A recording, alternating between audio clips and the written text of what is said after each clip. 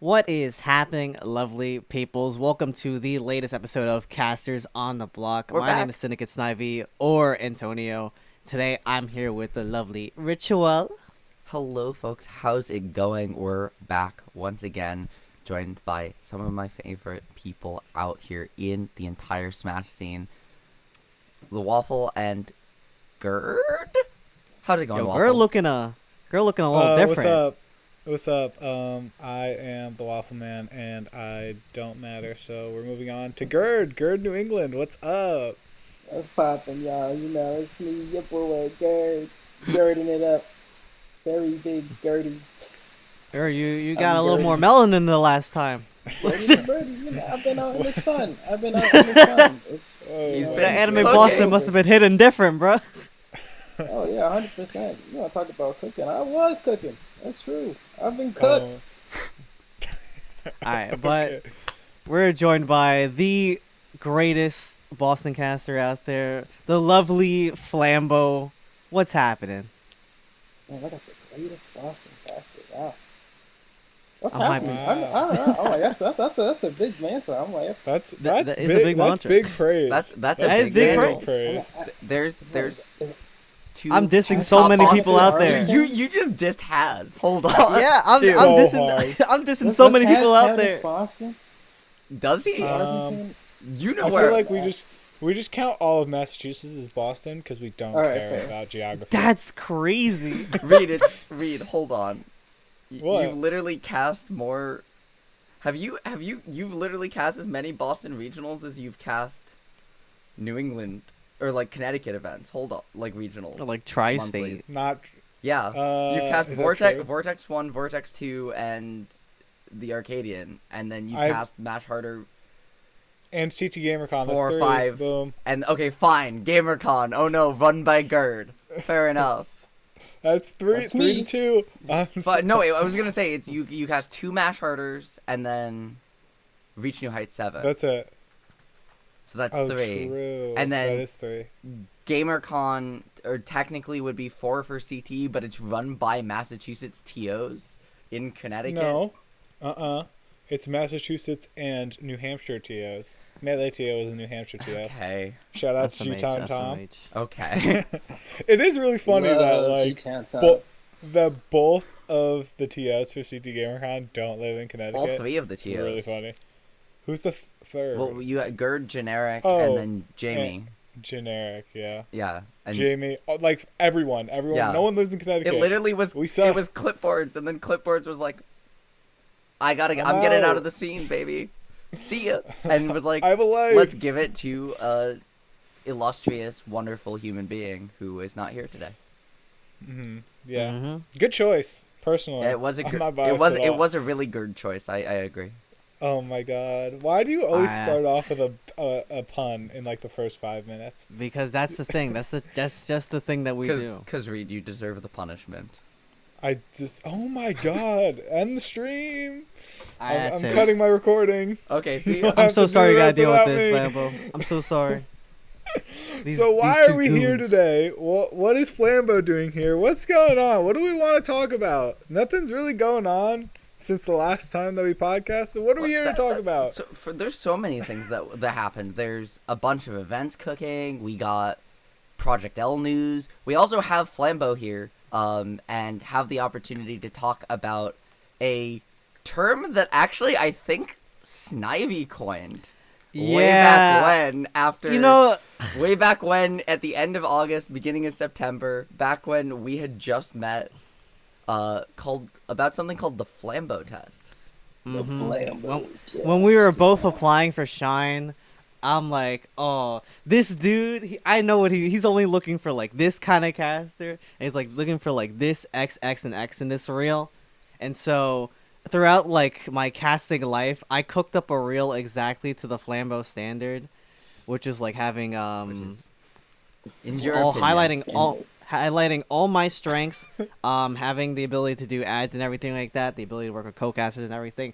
I just want to mention the fact that Flambo is really great for this because he went through all the applications that everybody asked for advice for and gave it back in great length, might I add. Great detail. He even responded. Yeah, was great. I'm actually curious. I'll let y'all keep talking. I'm actually gonna throw it in a word counter because it was a lot of really fantastic feedback.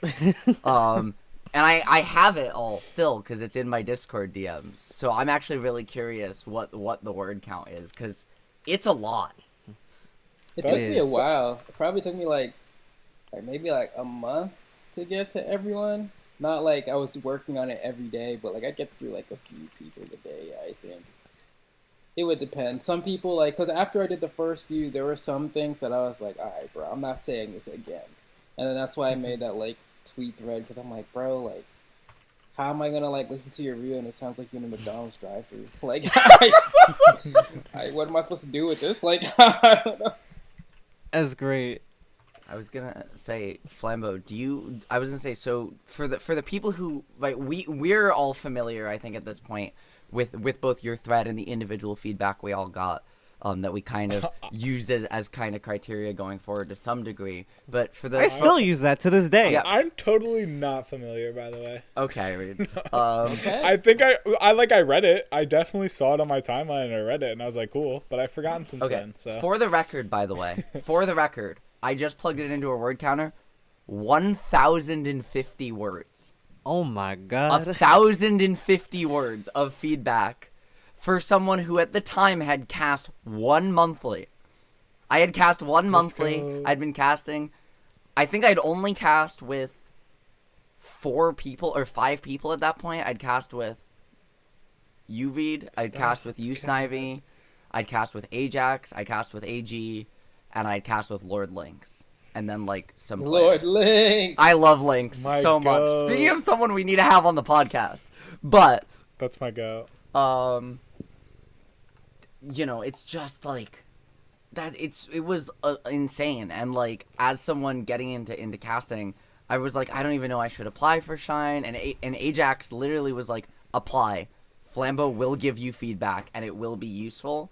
And it still is some of the best feedback I've ever received, unironically. And I've told you this before Flambo, so you that's not news to you. But do you wanna share a little bit about maybe what the so-called Flambo test is for folks at home who might not be as aware? Because it's not even just from Shine, but you kind of have had a reputation for a long time now as someone that, whether they're established or up-and-coming casters, people tend to run their reels by you. Yeah, I don't really know how that happened. I just like Because you're good at it, man. the Flambo test. So when I look at a commentary reel, I look for like a few things. The first thing is when I open the reel, I'm expecting to see the person who the reel is of within like the first 10 to 15 seconds. I do that Just right. Let's because, go. Like, if I Oh, don't know no. who you are, like, it doesn't really help. Similarly, like, I also need to. I think the first clip that I hear in a reel should be of the person who the reel is of, because you will get like a bunch of commentary reels where, like, obviously you're gonna be casting with somebody, unless like some people have reels where it's just them doing only solo casting because they're like practicing from home or something and they haven't had a chance to like go. But like most people are casting with somebody, and if I don't know which of the two you are, it like you're like shooting yourself in the foot before I even get to like decide whether or not you're good at commentary or not. And then outside of that, one of the things I look for is generally at least one clip, if not two. I like to see people open up a stream. I like to see people transition to break, and I like to see people close out a stream. I don't think you need to have all 3 of those in a reel, but I think you should have at least one of those, because it needs to be clear that you're able to transition and coordinate with production very well. Because honestly, in a reel, I'm kind of looking more so for how easy are you to work with. Like yes, your skill, but honestly, your skill only matters to like there's a bar there that is somewhere, and then once you hit that bar, I don't really like care anymore. It becomes more about how easy you are for everyone else to work with. So like if your handoffs are clear, or if production tells you to like go to break or something, and how easily are you able to make that transition to break. Ad reads, one of the reasons I look for an ad read, I don't need like several ad reads. I do like a nice transition to an ad read, but even if the transition isn't great, it doesn't really matter too much as long as like you can do it explicitly. Like, and really, I got this one from RJ. I think is because there would be tournaments where you have like sponsors that like want you to say like something very specific. Like, depending on the tournament, it'll be, hey, mention something about this Asus laptop, and then you can just be like, or they might give you a slide, and you're like, hey, check out Asus, they got these cool laptops, blah, blah, blah, blah, blah, and those tend to be easier when you're able to ad-lib them. But for example, when I went to main stage, or like when we had Papa John's as a sponsor, for example, Papa John's had a very specific ad read that they wanted us to say verbatim, and like, I don't know, this might seem like fucked up in some kind of way, but like, if people can't like read a few sentences coherently without fucking up, it actually is like a reason that I won't hire you. like if it's like, got a moment, freshen up with Papa John's, you know, like if it's something that simple, like I need you to be able to read 3 sentences and get it out nice and cleanly, just because like if sponsors want a specific thing, I need to make sure that the sponsors don't have anything to complain about. And so if you can't do that, then I'm like, maybe you're not the best person to put in front of the camera for the sponsors that we have for this event. Damn, Snivy, BRB, because I gotta go add that Magic Spoon ad read to my reel. I was thinking of the same thing. Is it good? I've done it so many. I literally, I was Magic watching a YouTube Spoon? video. I was watching a YouTube video the other day that just showed up in my recommended. I don't even remember what video it was. But the guy was sponsored by Magic Spoon, and he started to do the ad read, and I just started saying the next sentence, and I knew exactly what he was gonna say the whole ad read. And I was That's like, good. this is so cursed. We should get this podcast sponsored by Magic Spoon. for, True. for We our should. for Hey- our 10 Hey, subscribers. Magic Spoon, if you're watching, us Magic up. Spoon. Raid Shadow are- Legends, pull up. Dude, I would love a Raid Shadow Legends is my dream sponsor, just because it's so funny. It's like, yes, I'm finally sponsored by Raid Shadow Legends. I've memed about it for my entire life, and now it's finally happening. Yeah, but Gotta get that Twitch partner. I was gonna say, Flambo, that's really, I think that feedback is really useful in terms of like what to break down and how to sell yourself in a reel. I know Weed also talked, for context, I guess, for the folks at home, Flambo and I kind of carpooled to Collision from New York City and back, so had a lot of time to hang out and talk, especially because the car ride on the way to Collision was... That was a long one. Bro, I don't That was a understand long one. how it possibly took... It took quite literally to get from New York City to LaGuardia, pick up Fabs, shoutouts to Copter, and then Fabs was like, hey, actually, can you drop me at Max Ketchum's house? So we did. And then get to the venue. It took like 7 hours. Yeah, it's because we ended up hitting New York rush hour traffic. Oh, classic. That's true. Yeah. It was like that, plus like a missed turn, plus nobody knew what Max's house actually looked like, and he was streaming, so that took like 20 minutes.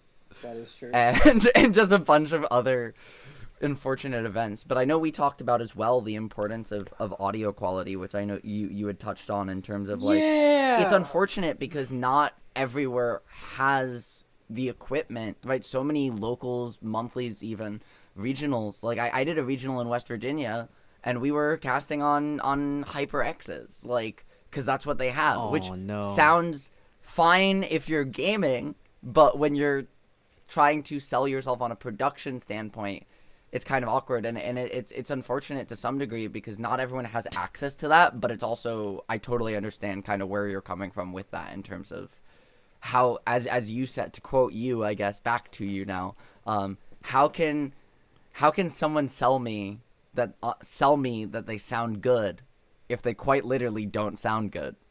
Yeah, it's tough. I remember when I was starting commentary, because like admittedly now I think it's a lot easier to go to an event and like have there be like a decent commentary setup, just because that's the way technology works over time, right? Because when I started casting, it was 2014. quality microphones existed back then, but they were like a lot more expensive in the same way that like the Canon C920 was like the webcam that everyone had, but now if you had a C920, I'd kind of look at you with a side eye, right? It's like back in the days when Blue Yetis were considered good microphones. So like shout outs. it Shout would outs be Blue hard Yeti. to find events that had good microphones to the point where like So- I would Flambo yeah.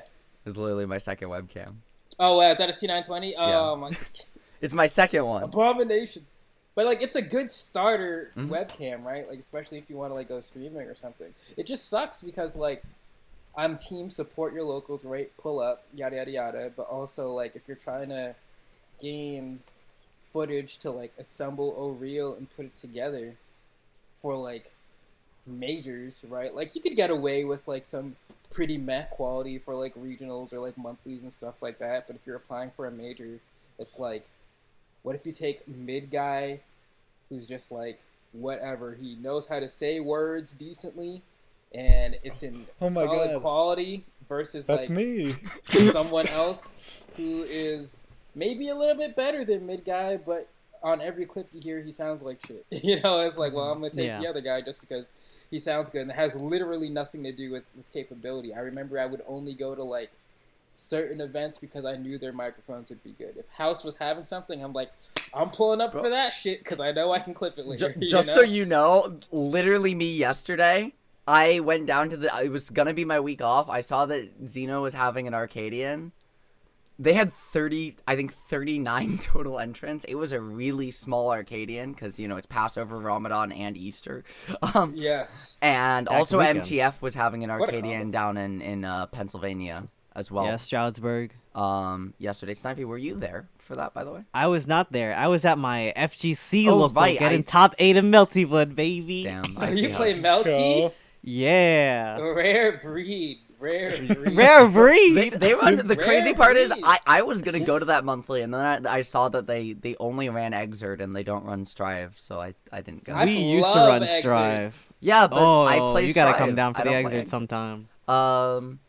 And so I ended up going down literally to like a 39 person Xeno Arcadian because I love the house crew, but also like it's something you can clip, and like if I'm going to an event, like I've done 7.5 hours to West Virginia to cast on HyperX's, and while that's all fine and good, and like I have some great clips from that, and I got to work with Jigbugs, who's a caster who kind of helps. I believe is I the need general to meet manager her. for Cincinnati Fear. She's fantastic, like truly one of the people. Like I think she's so talented. I think she makes my imposter syndrome look like it's nothing. She doesn't. She definitely struggles with like imposter syndrome more than I do, which is crazy because I thought that was impossible. Because Waffle and Snivy will tell you I'm a ball of freaking anxiety. But See, the thing But is, Yep. no she's one that does so commentary talented. is good at it. No one True. that does commentary is good at it. actually, We all wait, no. suck. I have one. I have one exception. Who's the exception? Kimona. I will die on that hill. I think Kimona is Yeah, incredible. I can't dog Kimona. I was gonna say I think Kimona is I can't absolutely dog Kimona. incredible. I actually think it's the opposite. I think everyone's good, and I think people are too particular. I think everyone is so critical of commentators when it's like not a big deal if they don't know every single interaction, or if they, you know, like they're just a voice to make the thing sound a little bit better, you know, so that it's not just game audio. Like that's all it is. They're your Yeah, I loving agree. guide. Yeah, I mean we're trying to make the players look good, the game look good. We're trying to showcase the thing we love and also help keep people engaged. And Yeah, that's that too. like absolutely. But I do think there is an artisanry to it that can get very difficult and weird. I don't mean to dominate all of the questions, but I do have one more for you based on also something we kind of talked about on that car ride, which is kind of a thought I had reflecting from my own experience, and that getting started in casting, I remember being told the single most important thing you can have getting started is a reel.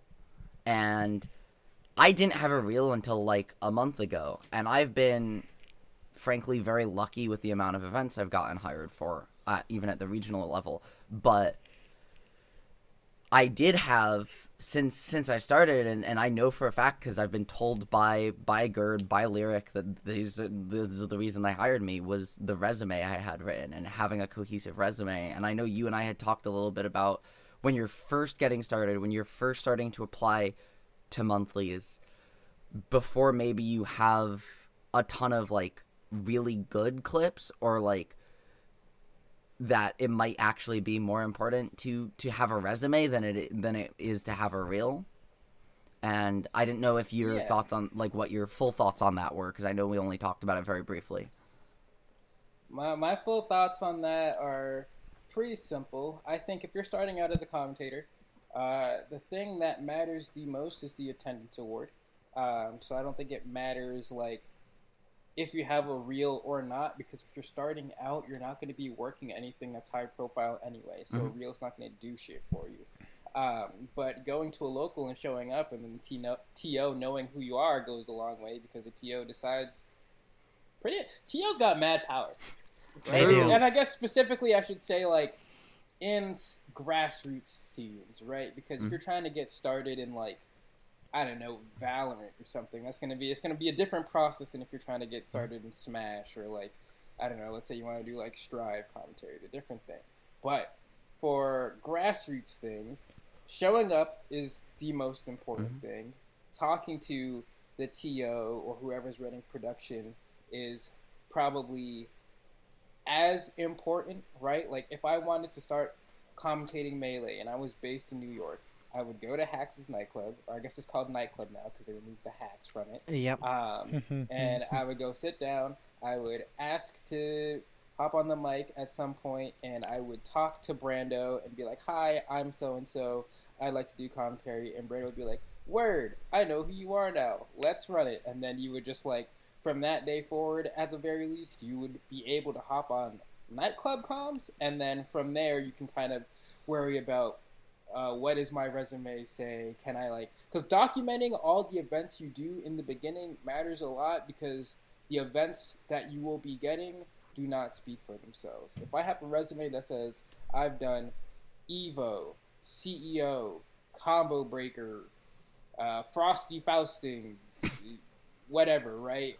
Then it's like, okay, for someone from the outside looking in, they're like, I know what all those events are, and then they don't really have to think more than that. But if you're someone who's new, actually the sheer amount of different events you're working kind of supplement the fact that, like, they might not be as high profile. So if you're like for example, Mash Harder, right? Like, Mash Harder is like a regional. It's pretty, like, I wouldn't say it's big. Like, if I applied to, like, I don't know, something on the West Coast, they're not gonna know what the fuck a Mash Harder is. But if they see that you've done like several Mash Harders, and then you also did, like, I don't know, like Vortexes on top of that, and then maybe like some Xeno stuff, it like culminates into being something because of the sheer amount. But 11,000 miles agrees. I think once you have, I don't know how many, like, let's say, I'm gonna pick a random number for the sake of having a random number. I'm gonna say the first major you get under your belt helps a lot, because it says to someone hiring, oh, this person's worked a major before. And then I say once you've worked 3 majors, then it helps a lot, just because you get to put them at the top of your list or the front of your reel or whatever, and be like, I have worked CEO, Shine, and Genesis. And then they're like, all right, even if the rest of the shit I don't care about, you already got those 3, so, like, clearly you must be good enough, is like what the thought process that a lot of people have is. And then, like, you can kind of run it from there.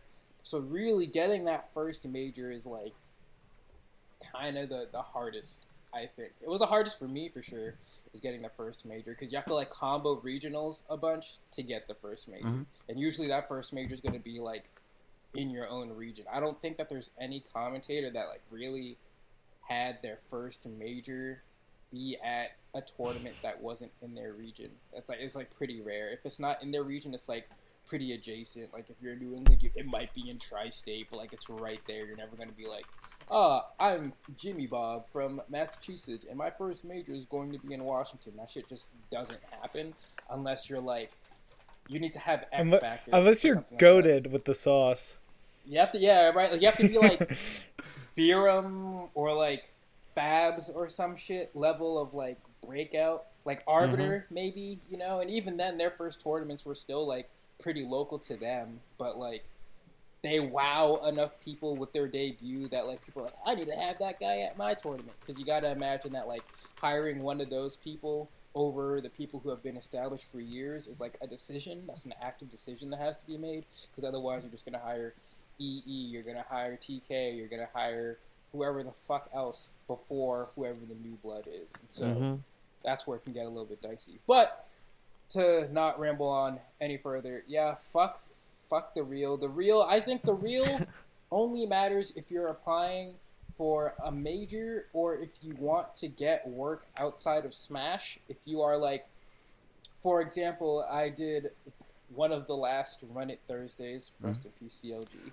Rest in peace. I had never worked Bro, with Cody, CLG the most before, unlucky human. But Cuddlecore put out a tweet like maybe a month before that. That was like, it was actually during Collision Weekend, I think.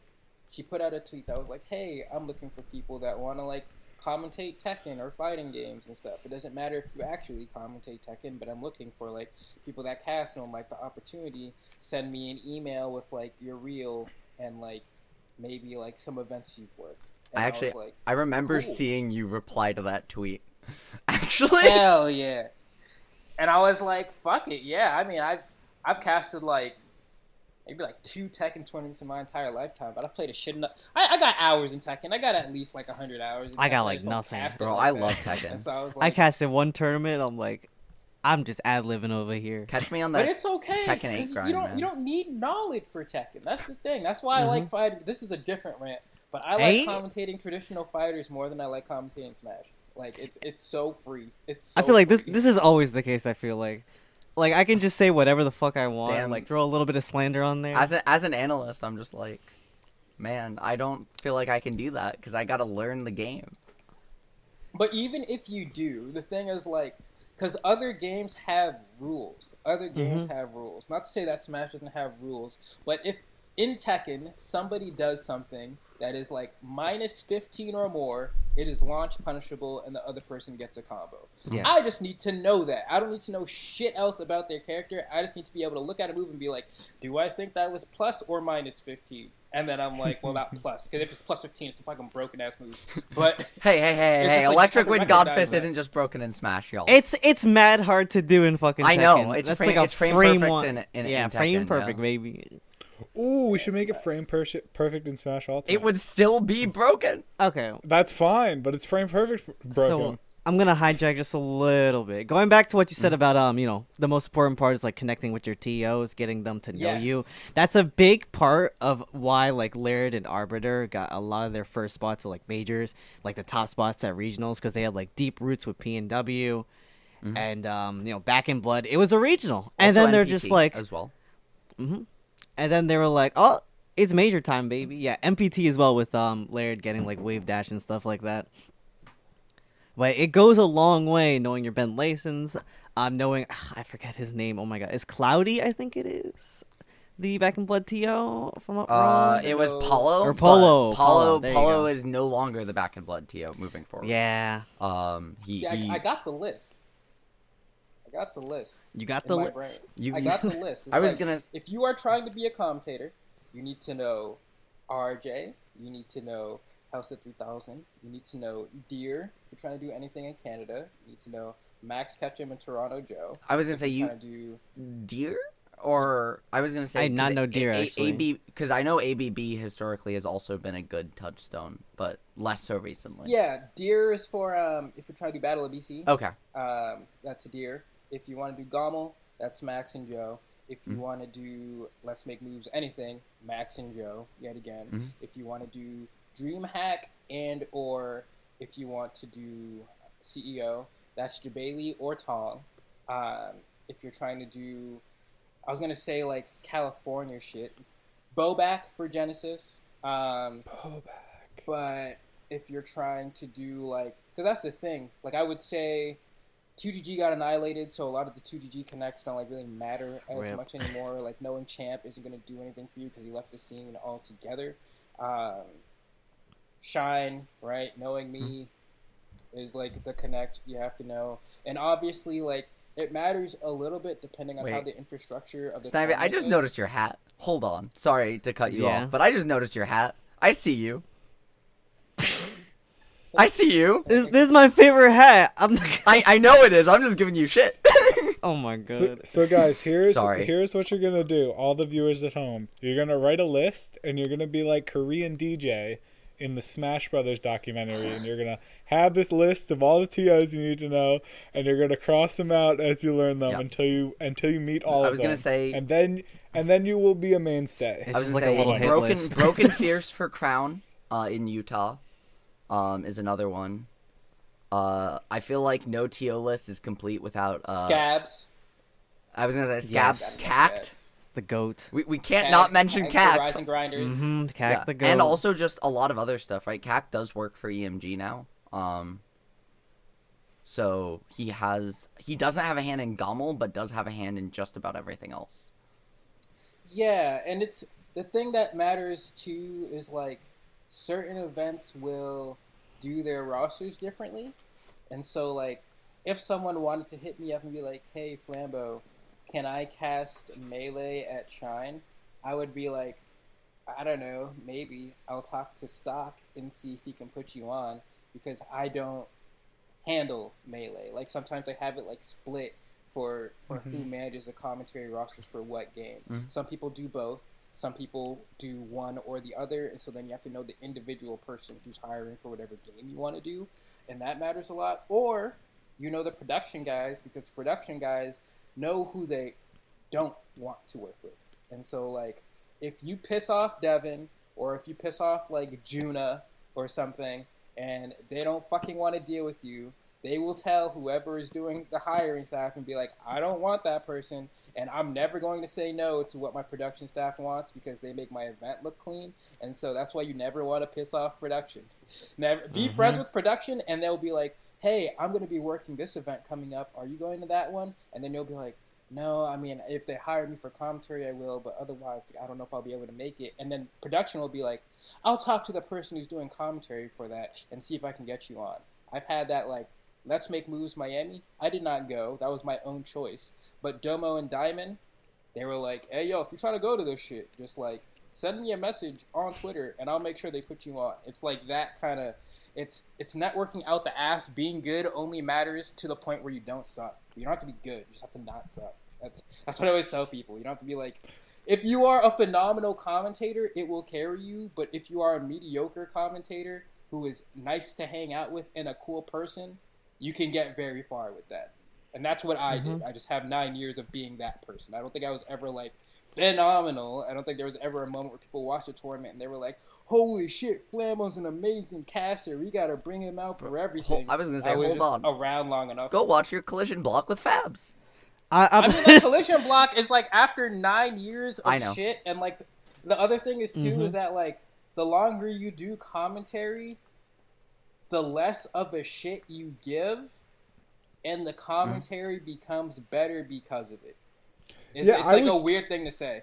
I came to this same epiphany. Yeah. I basically Yeah. realized I don't need to be nervous for commentating because no one is going to care. Like, TOs of majors are not going to see this unless I pick it out and put it in there. So there's no reason to get nervous because I've already done the hard part of getting in, you know?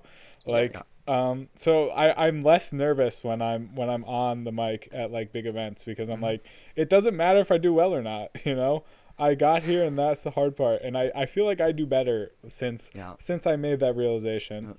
CT, that was definitely me, especially like CT GamerCon, I think made me realize that more than anything else, because that event was an event that, like, you know, first of all, I was really lucky enough to get to do the first half of top 8 with Lyric, but I was so, not even because, it's CT GamerCon, but it's like, I'm from Connecticut, this is my region, you know, my state's one big event, right? I really want to do well, and I psyched myself out. Like, I really did. It wasn't a terrible block, but to quote Lyric, it wasn't a bad block, but I've seen your best, and it was pretty far from that.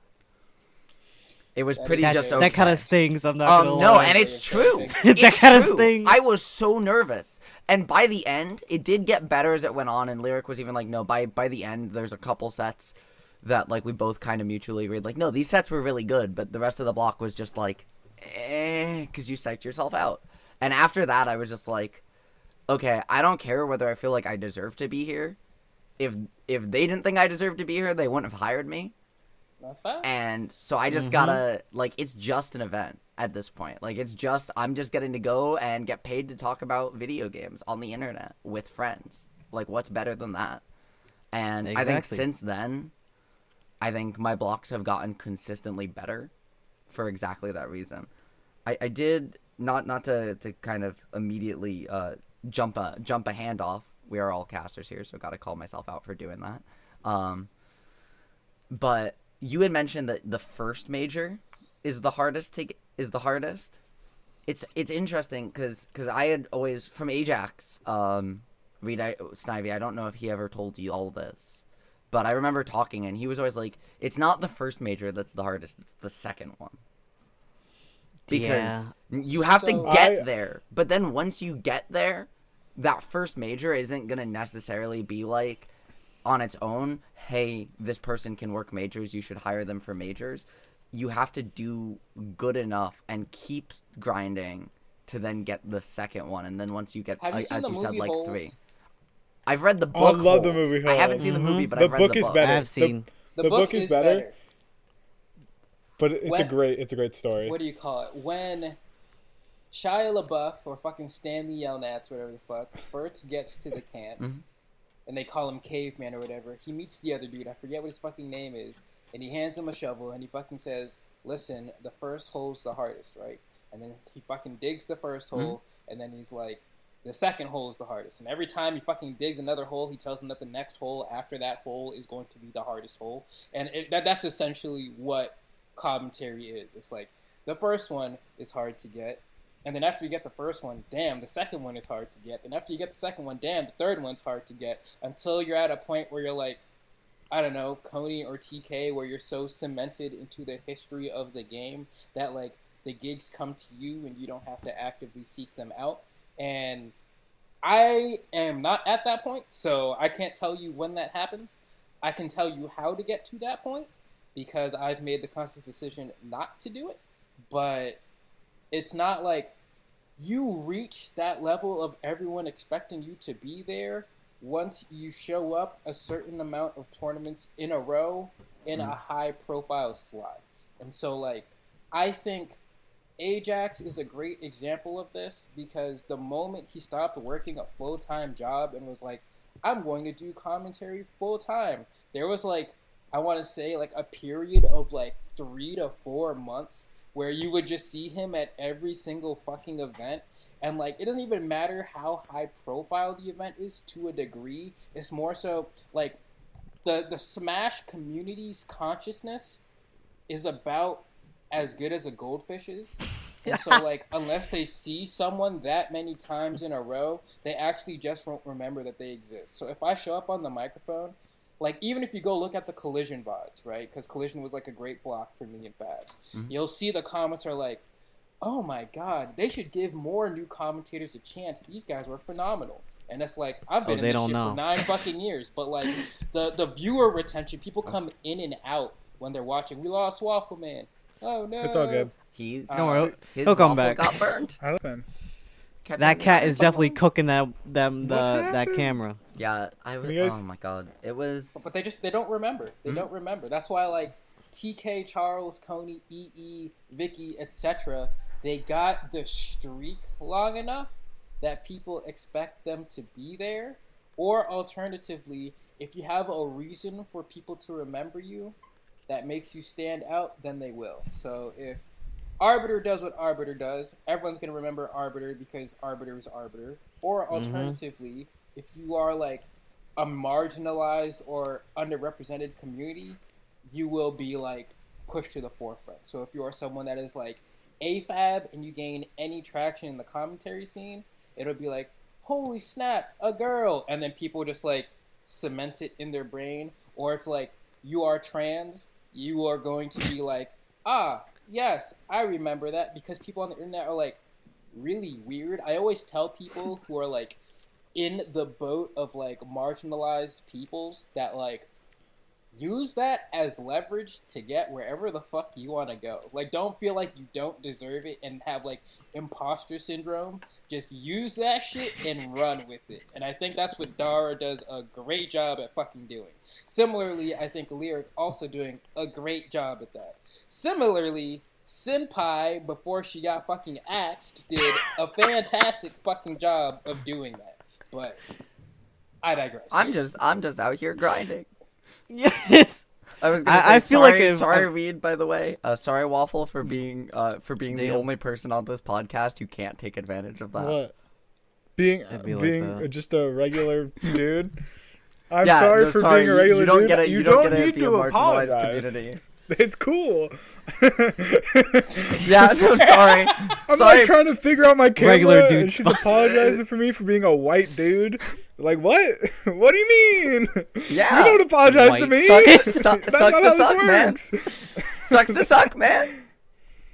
No, see, the thing is, I mean, and I'll put it out there too, is that like the white dude archetype, I'll call it, not to bundle all fucking white people into a fucking group, but like there's a fair amount of like white guys with like similar-ish looking beards that are like trying to make it commentary, and they all are like pretty good at commentary, but there's like not really anything that like sets them apart from like the other white dude with beard, you know? So like you have like Ubel, and then you have Nerf, and then you have like AG, and then we have like Waffle, but then it's like, oh wait, there's already like Hazmat, and then there's fucking Coney. I then was it's gonna like, also say, like, in terms of white men with beards, my brain immediately went to Hangman.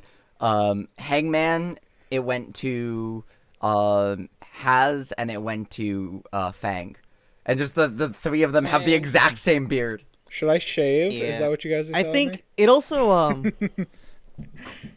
yeah, I it's mean, time to shave it all I mean, off. then you get thrown in the park True. of like Austin. I always lose. You know what I mean? Like it doesn't. And Coney, yeah. Yeah, the American suit. But I was watching a podcast that the MP or Ben Leeson was doing with Laird and Arbor. We really are just cutting Flambo off, sorry.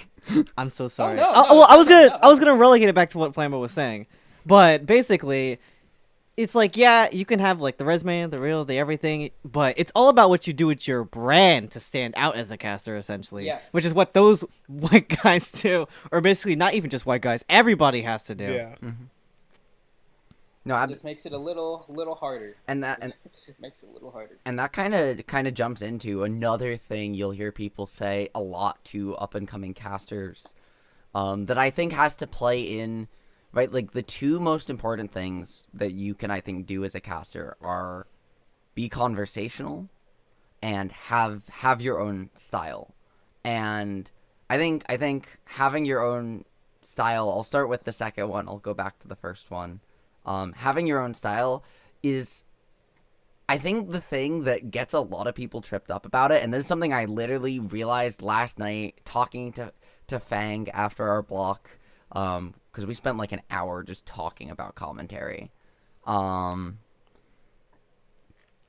Because both he and Gutbuster had thought I'd been casting for a lot longer than starting casting locals in June. And I was like, because I'd realized, because I remember Nerf said it to me in at the Xanadu Winter Arcadian back in December, was that like, hey, you need to work on your style. And I realized it's like, I think the biggest thing holding people back from that is that they're overthinking it.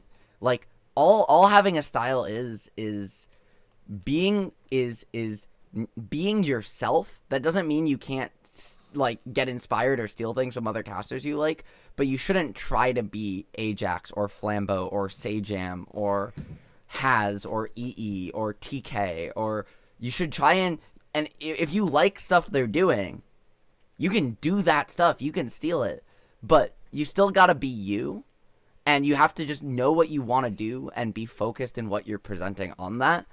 And if you focus on what you're presenting and you're just yourself, right, and whoever you are, that's gonna kind of create a style on its own. In that just like, right, like the biggest part of having a style is just letting who you are and what makes you, well, yourself and what makes you different kind of shine through on the mic.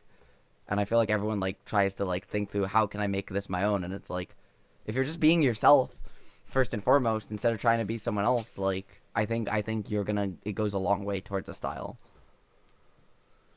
Yeah, I'm actually happy you bring that up because I think there's another side to that coin as well. Because similarly, like if I tell you what my style is, I mean we've had this conversation before. Yes. My style is I'm just a dumb motherfucker, and so I just allow myself to talk and then see what comes out, and people seem to think that it's funny, and so I'm like, word. Man, you and But Waffle, really, what that means is like, if you are, let's say you hit the bar for technical speaking, right? Let's say you can thread sentences together and weave them in such a manner that people can understand you. Cool, you've hit the bar there. But then when style comes into play, a lot about what it means to be a commentator that people like is actually, if you go the route of I am going to be myself on the mic, the question you have to ask yourself, which is like I think a hard to swallow pill for a lot of people, is am I a likable person? Because it doesn't matter how good you are at speaking if people don't, because when people are watching the stream, right, really what they're thinking is like, I like this commentator because if they were in front of me right now in person, I would want to be their friend, is usually the thought process people have. And if they think they would not want to be that person's friend, then that's where the comments come out where they're like, oh, this commentator sucks, or this commentator's cringe. And it has actually nothing to do with your ability to talk and more so to do with the demeanor and the vibes you give off. And so it's like, if people don't like your vibes, you won't get very far. There's always going to be people that like in life won't fuck with you and like you can't like deal with that, but your goal as a commentator is to make it so that there are more people that like your vibes than there are people that dislike your vibes. And it doesn't really matter. The more you're able to skew that seesaw in your favor of people liking you, the better, quote unquote, commentator you are, just because you're getting more people to like you. It's a popularity contest with the viewers at the end of the day. And then and that's why you'll notice you'll listen to some commentators and you'll be like, I don't think that person said anything of value really, but they had a nice voice and they seemed chill, and so like everyone's like, this commentary is amazing, and you're kind of sitting there like, I guess, and like that's what that is. It's just people think they're chill and want to hang out with them, or that they're cool, and thus their commentary is good. Similarly, this is why sweats get so pissed off by this specific style of commentary, because they're like, this commentator didn't say anything of fucking value. There were so many cool things that happened. That interaction was so sick. Why aren't they bringing any attention to it? And it's like, all right, bro, you are a sweat. The vast majority of people watching this show are not a sweat. And so even if this minority of people are pissed off, it doesn't matter, because I'm still going to get hired because most people want to hang out with me. And those sweats, I've noticed over the years, will talk so much shit online. Then you go to a tournament in person, then they meet you in person. You guys talk for like, I kid you not, like 2 minutes. 2 minutes. And I'm like, damn, that guy's pretty chill. And you keep commentating the exact same way you've been commentating for the past 9 years. And they're like, that guy's a good commentator now. Just because you've had that moment in person for them to decide that you're cool now. It's like, it's so stupid. And as someone who is an analyst to some degree and tries to walk that line of what's still accessible and engaging for most people and still provide stuff that's informative. Also, if you're, as FLAMBO said, a sweat, right? If you're someone who's like, wow, why aren't you talking about these interactions? It's like, what would you have gained if I did, if you're already Commentary's seeing them not and for breaking you. them down? If you understand what's going on, it's not for you. You're doing it. You get it. So true. If you're already... Smash is already a high-paced game, you know. We got to keep the action going somehow. We can't talk about every single interaction, and they damn well know that. Yeah, that was also definitely a trap I fell in for a while. Was Waffle and Snipe. We can both tell you this. Is there was a period of time where I was really bad at not talking about Oh, things. I love that's it. Maybe definitely still I a love it. I little get to bit. I Maybe get still to a say I've little those gotten things. better It was at great. it. I'm not perfect. When but- I'm with somebody who doesn't talk all the time, I'm like, oh no, I just said something and now we're in silence. I don't like the silence. The silence sucks. See, the funny thing was I couldn't stop saying. The funny thing about Waffle and I is I can't stop. Especially earlier on, I can't stop talking. But like we talked enough because I got into casting because I broke my wrist, and Reed would drive me to events every week and back, and so we'd also just spend like Talking. an hour and a half talking about the game. And so, like, even though it was was saying a lot, like the conversation, it was still a conversation. It wasn't just like I was monologuing. And then like Reed would point something out, and it would be right It'd be sometimes. It mostly would be wrong. wrong other times, and it just became a bit. It would be a bit where Arguing, we would start basically. where Yeah. I would be like, "Stop lying to the people," and then he would try and gaslight the viewers. That in fact I you're was always actually lying to Stop them. lying. That's like Spreading my thing. misinformation. You basically stole my thing. Well, you know how this originated, right? I don't. Like this is just a we Bobby started casting Scarism. together. Like, so it's just like I know. like what I was saying. Flambo was saying earlier about how like you just want like people just want to be like feel like they're friends with the people on the mic. Like I legit sentiment with that so hard because I would not be here if not for Mop Bob commentary videos back in 2015 where it was like Bobby Scar and Toph talking about random shit, and I'm like, this is great, this is the peak of entertainment. Like it doesn't get better than this. So yeah, I relate to that so hard, and I feel like so inspired by like Bobby Scar in particular, you know. And I try to take as much also- like when I first started, I wanted to be Bobby Scar. I wanted to be the Bobby Scar of Ultimate or whatever, you know. But then I realized I'm like, there is only one Bobby Scar. Like I can't be him That is because I'm facts. not him, you know. Yep. And that's how I got here. And I do you know who I think that's actually really happening to right now, and that I think the person I see, for lack of a better term, get impersonated the most by casters, even casters who've done majors, is Haz. I see so many people and like listen to so many people and have worked with so many people that literally after the block I'm like, your favorite caster's Haz, isn't he? And they're like, how did you? And I'm like, because I can hear it. Because In I your- said we'll be seeing you. Well, because they all, it's not even like the see ya or the whatever thing, and because it's like I say see ya, I've been saying see ya since before I even watched Smash. Like that's just also a thing I say. But like they take his particular cadence of speaking, they take Haz's delivery, like very to a T, and there's a lot of casters. Call him out. And I'm not gonna call anyone out because they're my friends. Call him out. But Call him You out. can- Call him out. no, I'm Shake no, my head. no. Right now. No, Wow. I'll do it after the podcast. You're gonna talk behind their back. God. But Wow. That's no, I'm just not gonna crazy. expose them on the internet.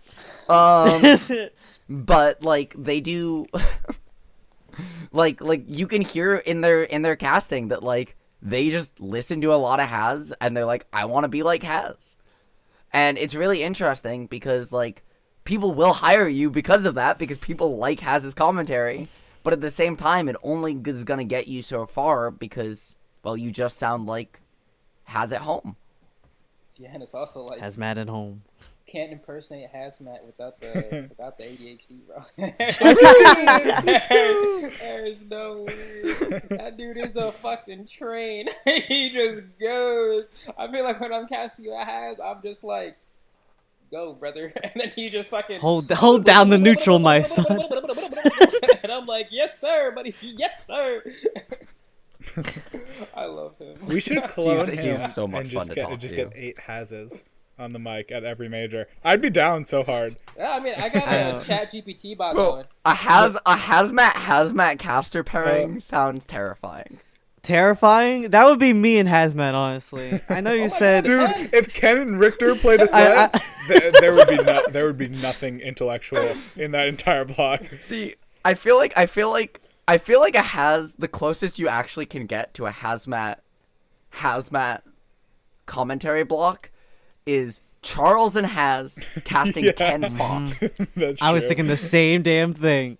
And that's when it becomes just like, oh my god, Ken rules, Fox! Oh my god, he's so broken! But actually he sucks, but he's broken.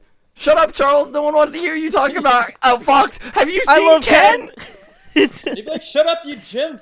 these gyms in the chat don't know what they're talking about. They're both lovely, but They're stupid. They're so fucking yeah. stupid. But and in terms of like being conversational too, like with commentary, and like one of the things, and I think I don't remember, Flambo, if we talked about this. I know I've talked to Snivy about this. Yeah, we Because talk a whole lot. it was well, dude, we talk a lot about everything. It's insane. We do talk a lot Like, about everything. The conversations Snivy and I have after our blocks are like 2 fucking hours of like every little thing either of us did good or poorly, and like it's replaced the fact that we used to get too in our heads over like game plans of like that like just don't help, and then like but have replaced that afterwards with like really reflective conversation that I think has been really helpful for both of us. But in terms of, I think the single thing I realized that helped the most was a little thing with handoffs that top casters do. Everybody who consistently does majors does this.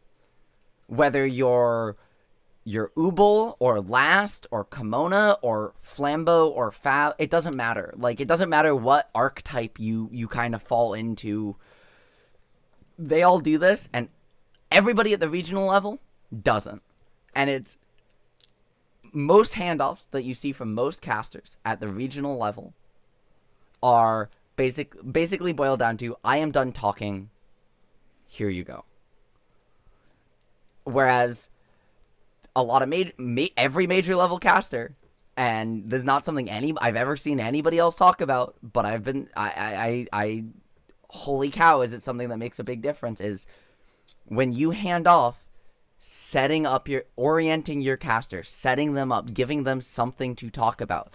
So like even if that's as simple as like, how are they going to get off, right? Like you're doing play-by-play, they get pushed into, they get hit off stage. How are they going to get out of the corner, right? How are they going to get off ledge here? You're doing a bit of analysis and then finding a touchstone to get the play-by-play and giving something, whether it's something in the game or something specific that helps orient your co-caster.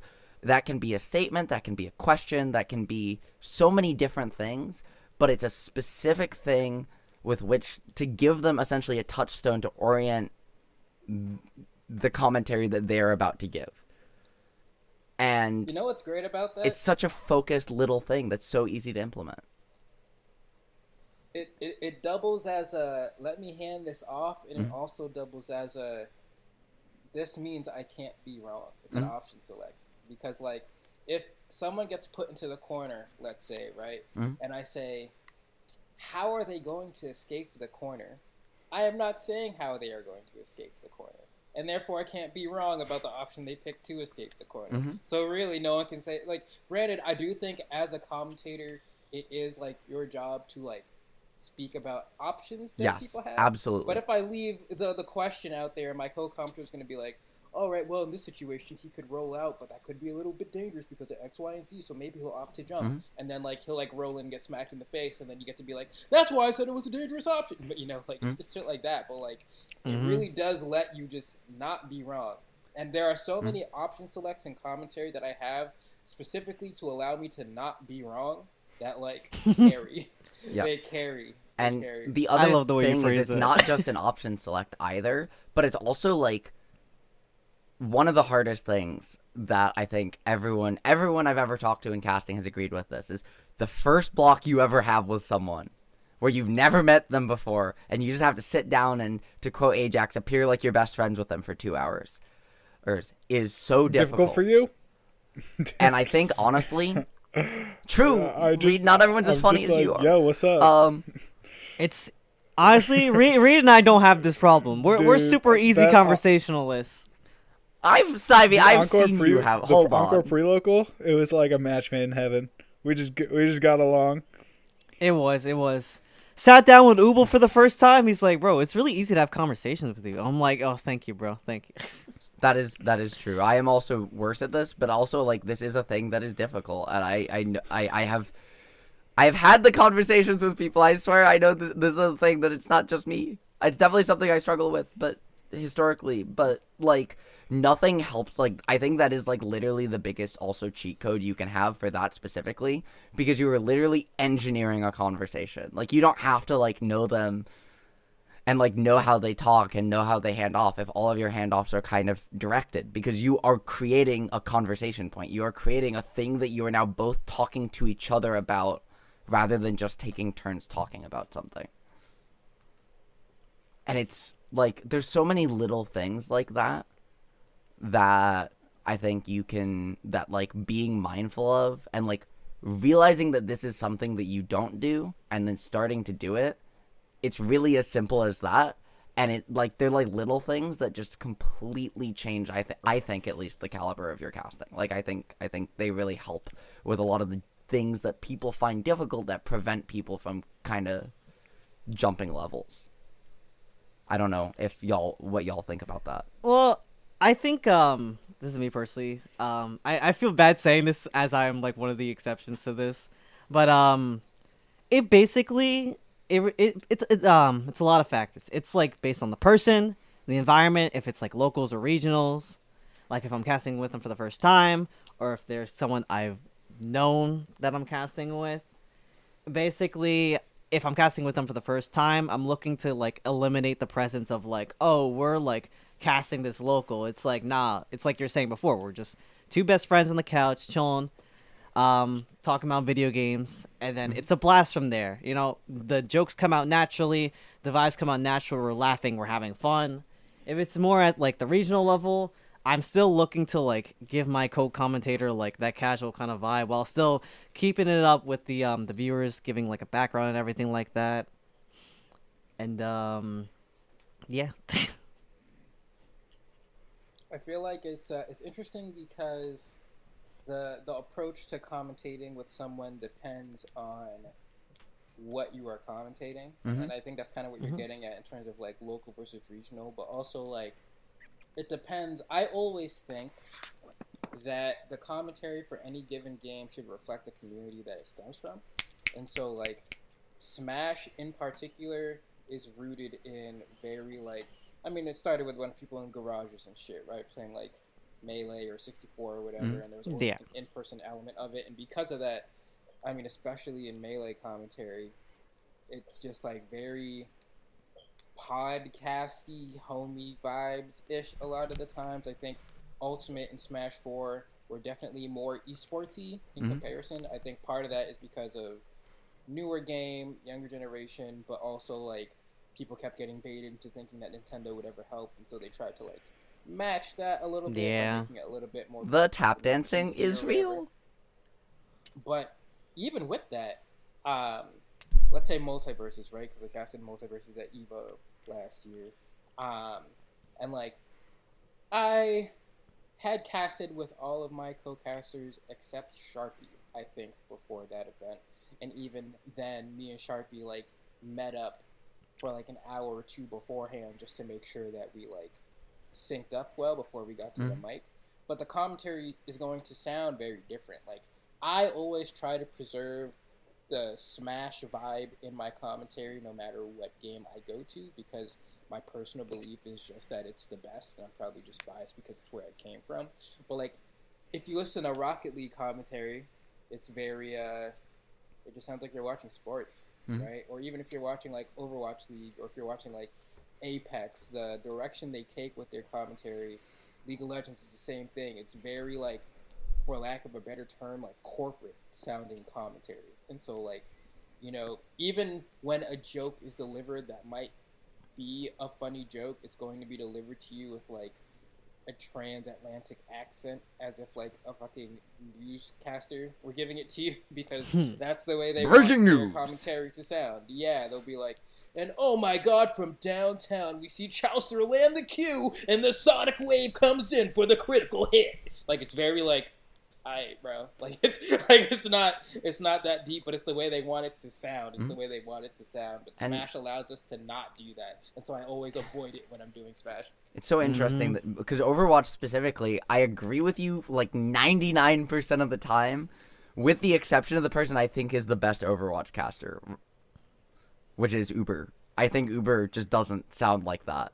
Which speaks volumes, right? The Yeah. one dude who doesn't sound like that. Which, also as an aside, like very quick aside, the way Uber casts Overwatch, and also like just in general like CS casting separately, like Counter-Strike, at least in my head, I'm just like, man, Arbiter would thrive so much in this environment. Because it's so much more traditional shoutcasting. Yes. It's like that Yes. high-paced, really loud, very energetic, but still really on point that Arbiter brings, but is like strange with Smash sometimes. And like Arbiter, lovely human being. Like as a person, we talk semi-frequently, and he's a lovely human, but. Like, I know, his commentary is very much an acquired taste in the Smash scene, right? Like, some people love it, some people hate it. And I'm just like, it's because his style is so different than what really comes out in Smash, and also just other fighting games. And it's kind of that it doesn't quite mesh with what you think of as the traditional pace of the fighting game and of the game, and kind of builds energy in a very different way that I think lends itself really well to shooters. The thing with Arbiter is that his style of commentary would have cemented him in the commentary Mount Rushmore if he started doing commentary in like 2009. Like it's I like agree with that so hard. It's a very antiquated Yeah. like way of doing commentary. It's like Homemade Waffles used to do commentary like that back in the day, but there's a very like obvious reason he doesn't do commentary like that anymore. Same thing with Phil.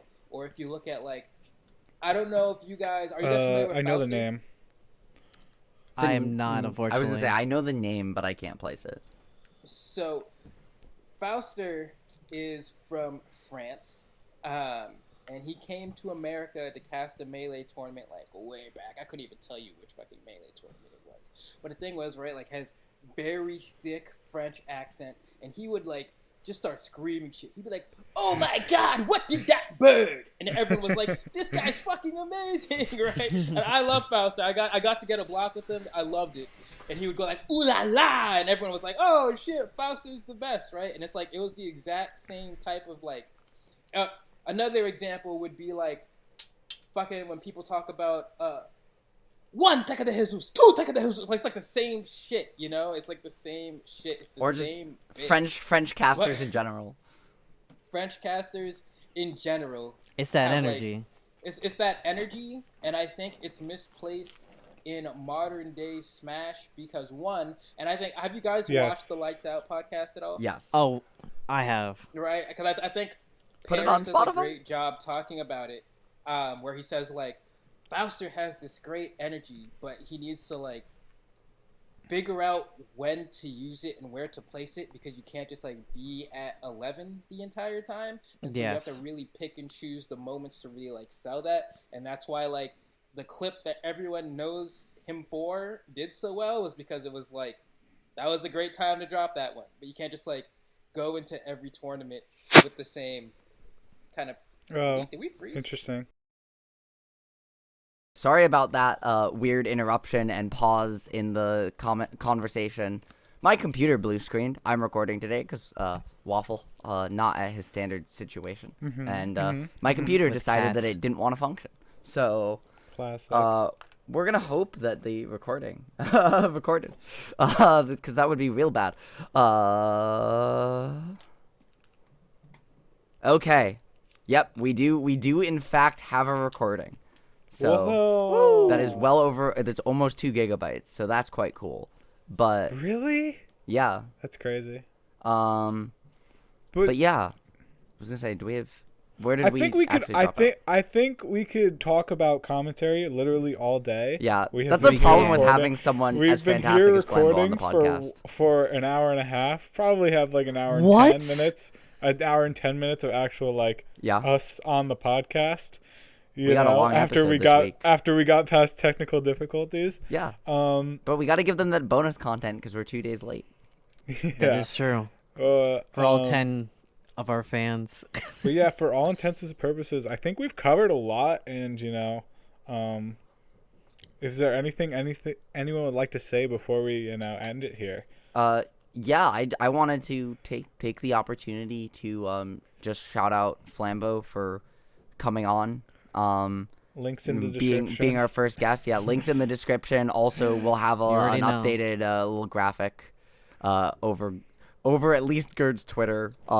I was gonna do an actual profile pic, but it might actually just be really funny to have Just Gerd's Gerd. face still there. I think that's better. But I will at least do an updated little Twitter chevron. But FLAMBO, anything you would like to plug for the folks at home? Do you have anything coming up or anywhere they can find you, whether it's a Twitter, a stream, a YouTube, anything like that? Anything coming up? I'll be at the Brawlhalla Winter Royale in like 2 or 3 weeks. Outside of that, my schedule looking kind of bleak. Well, not bleak. It's just empty. I got a coding boot camp that starts tomorrow, and so I'll see y'all in 15 weeks after that. You should Good luck with that. You should come to the New England Invitational. Is that within 15 weeks? That is July 30th. That might Well, be that right is at super the far end. off. We'll see. That is like right at the end. July 29th and 30th. I can send you the information and dates. Okay. Lots of we have currently most of the New England casters locked in. The exception is Ajax, who's going to Smash Factor. Oh, that's sick. But I think we have Wait, have are you other supposed to people. give that information? I can say Ajax is going to Smash Factor because he's tweeted about it. I'm not Okay. saying who we have. I'm just saying we have most people from New England, which I think most people expect. It's a New England Invitational. I'm not saying who's casting or who's not. It's actually just going to be self-commentated, so the players commentate their own. True. selves It's and just shit gonna be talk. It's just gonna be Mars casting the whole thing, guys. I'm down for that. But yeah. But I think that pretty much then, unless anyone, Reed, Snivy, do you guys have anything you wanna plug? We have failsafe this week. Oh yeah, wait. Failsafe Oh, is wait. this Oh week. my god. My I was gonna fault. Next week. Wait, actually. No, it is this week because. Oh my. Yeah. I'm getting mixed. Oh yeah, you've got failsafe. No, I got the weeks mixed Unblockable? up. Oh my god. Failsafe. I got the unblockable, bro. Yeah, you've got failsafe this week. I am no longer going to failsafe because I'm flying down to Texas for Ego Boost. Mm-hmm. SkyJ, Big Boss, Kronos, Jared is King. It's gonna be a great event. I'm closing, so y'all should check it out. Week afterwards, Which some stream? of us might be mainstream. I think there's only one. I'll find the stream information and we'll put it in the comments. But the week after as well, Xanadu's 500s monthly, which responses for commentary have not gone out yet for. So Scabs will get to him. yeah, Scabs will get to them, but you might see us there, you might not. And other than that, FLAMBO, not to put you on the spot, I know you definitely can't actually respond to this, but it's funny, so I'm gonna ask it. Oh my god. Yes Wait, or no? I have things to plug. Okay, fine. Dang, I'll he's Waffle. got- You Damn, plug bro. first, and then I'll Favorite. ask. Code. Watch the Skydrop series instead of Xanadu 500 if you like Pokemon. Got Bruh. him. That's it. That's Can't it. argue It's with in 2 that. weeks. Smoke on It's in singles. Yeah, Waffle's gonna be It's, there. VGC. It's Gerd's event. They're Yeah. both casting. It's gonna be great. maybe. Um, Maybe. We don't know. We'll never know. You'll have to find out. But yeah, and then also the week after that to end out April, Yoshi's Island. Y'all should check that out. Meta Esports, Eon, Gen Gaming, or not Eon, Aeon, sorry, Gen Gaming. That's gonna be a great event up in Long Island. I'm very excited. That's the rest of April. May, there is some stuff cooking, but y'all have to stay tuned for that. But FLAMBO, I gotta ask, yes or no? And I know you probably can't actually answer, but it's funny enough to me that I have I'm to a good ask. diplomat. Take it back. Is Shine happening this year? I think Not yes. when. Okay. Because I was I gonna say think they're under contract with the venue, so I assumed so. But Yeah, we if already they lost Big don't, House. I think they have to pay like 15K, but I'm pretty sure announcement for Shine should be soon. TM. Yes. Unless That something like next month. I'll be I was on gonna the say lookout. that is definitely the answer I expected was sometime you'll find out soon. But gotta ask because it's funny. Not gonna lie. But I hope so. that's gonna be it. You can find all of us. Our Twitters are on screen. I'm at Ritual SSB, Snivy Syndicate Snivy, Waffle is the Waffle Man SR, and Flambo. Gerd Any yes. or Gerd any, baby. at My goat. Flambeezy, The goat to I believe at Flambeezy. Man, we gotta have you on again sometime because I gotta get you to tell the story of your tag at some point. But we'll save that for a future teaser for the future. But folks, Trademark. have a good one. It's been fun. See ya. Bye. Peace out.